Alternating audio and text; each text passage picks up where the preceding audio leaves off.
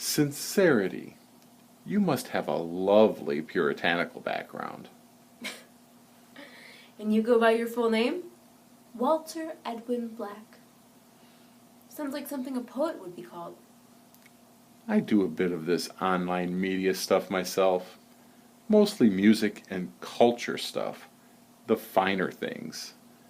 Not so much the political noise. Well, those things are important too. Of course, it was John Adams who said he studied politics and war, so his grandchildren would have the right to study painting, poetry, music, well, the finer things. When he wasn't busy pimping for the Tsar. You're thinking of a rumor about his son John Quincy Adams' administration. Irrelevant anyways. As I was saying, I intend to work here briefly. Manhattan is where I really belong. I need the big city like a fish needs water. Well, he can have it. You handled that remarkably well. Thanks, but I hate not remembering the refuting details until later. Don't. He wouldn't have listened. By the way, I'd really like to see the rest of your lecture. It was a disaster.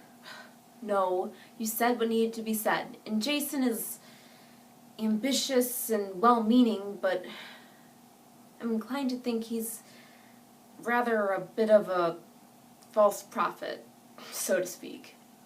Jason is afraid of losing popularity. Too bad he stole my chance to quote Patrick Henry. What? I can imagine he didn't want to hear, "It is vain, sir, to accentuate the matter. Gentlemen may cry, peace, peace, but there is no peace." Right. Funny, Patrick Henry wasn't the first to say that. It's a quote within a quote. Jeremiah wrote it 2,000 years ago. The biblical prophet? When he was calling out false prophets, as a matter of fact. Interesting. I've been thinking through this a while. Probably overanalyzing as usual. But think. You look at Richie Friedman and you see a politician. But at heart, he's a writer. Writers don't fall in love with people.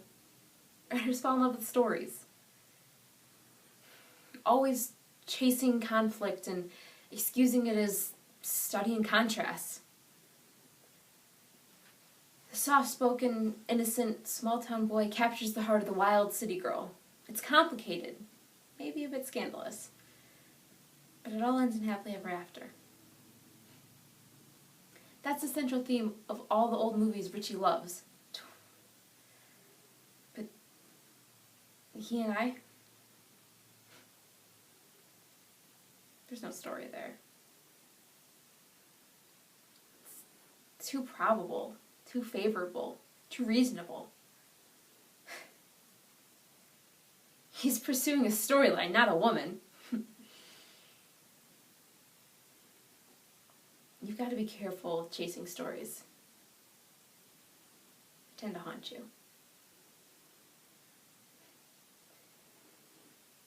It's like what Scarlett O'Hara personifies in War Between the States. Sure, the South had reasons to secede, but what did her leaders do instead? They argue instead for some romanticized reason that their lifestyle depended on the suffering of others. Now, that's all anybody remembers about the South.